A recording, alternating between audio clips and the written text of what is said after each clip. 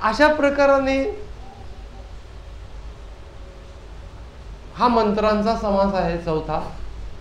दशक झाल्यानंतर पाचवा दशक आणि सहावा दशक तो एकदम देवशोधन नाम.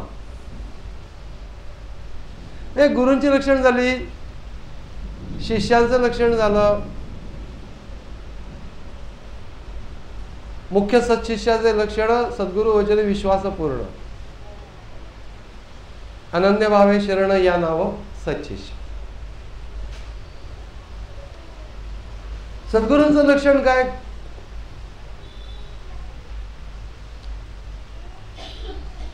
मुख्य सद्गुरूचे लक्षण आधी पाहिजे विमळ ज्ञान.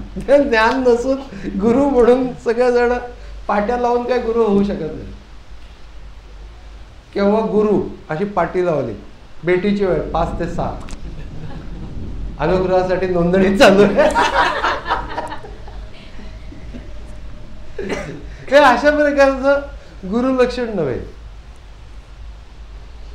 अवगुणांचा करून त्याग हे साधक लक्षण आहे.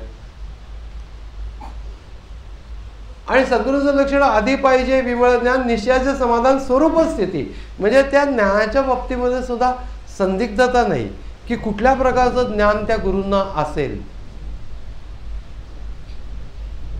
मंत्र तंत्र उपासना, त्याच्यानंतर ते गुरु जे असतात की नाही आपले, ते मग कुठे कुठे कुठले कुठले देव प्लेस नाही ते प्रतिष्ठापना करायचे. मग हे इकडच्या दिशेला अमुक तमुक वगैरे या प्रकारचं ज्ञान हे सद्गुरूंना नसलं तरी चालतं. कारण की सद्गुरू इज नॉट इक्वल टू भटजी. जेथे शुद्ध ब्रह्मज्ञान आणि स्थूळ क्रियेचे साधन तोचे गुरु निदान दाखवे डोळा. निदान म्हणजे मुक्कामाचं ठिकाण. ज्ञान पाहिजे नाही आणि ते अनुभूतीजन्य ज्ञान पाहिजे. असं एकंदर गुरूंचे लक्षण, शिष्यांची लक्षण, साधक लक्षण.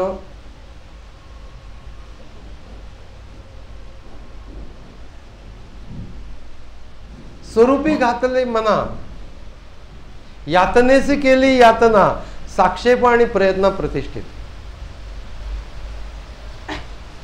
अवघड आहे.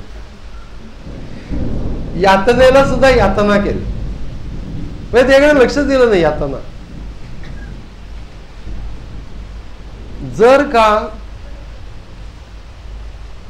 आमच्या साधनेच्या मध्ये उगीच काहीतरी फाजीलपणा शरीर करत असेल तर त्याच्याकडे लक्ष दिलं नाही असं त्यांना सांगायचं.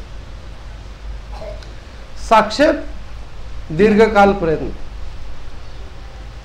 आणि प्रयत्न म्हणजे तत्कालीन प्रयत्नच आहे. साक्षेप हा सुद्धा प्रयत्नच आहे, पण लॉंग ड्युरेशन.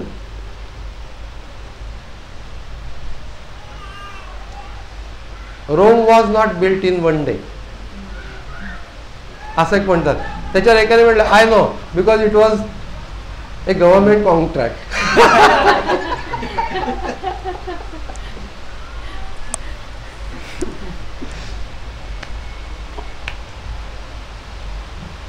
एका दिवसात होणाऱ्या गोष्टी नसतात काही. तो काही काळ उद्देश आहे आणि त्या दिशेने चालणं आहे सातत्याने. एकाच वेळेला प्रयत्न करून होणार असतं तर आपल्याला ते सोपं असतं. 1-2 दिवस सुट्टी काढली आणि ज्ञान मिळून टाकलं बरं झालं ना, सुट्टी काढणे लागली. असं होत नाही 2 दिवसामध्ये. त्यामुळे एक लॉंग ड्युरेशन गृहीत धरायला.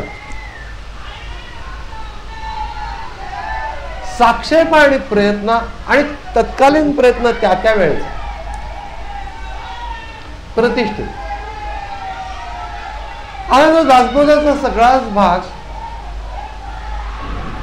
जे काय म्हटलेलं आहे ते समजून घेणं आणि मग त्या समजून घेण्यातनं हळूहळू जास्ती सखोल तो दासबोध आपल्याला घेऊन जाईल.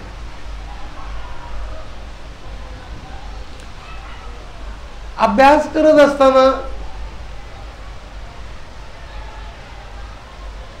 बेसिक प्रिन्सिपल्स काय ते आपण पहिल्यांदा समजून घेऊ, आणि ती अदरवाईज जर समजून नाही घेतली तर दासबोध वास्तवावस्था ते समजून जातात, असं या ग्रंथाचं वैशिष्ट्य आहे.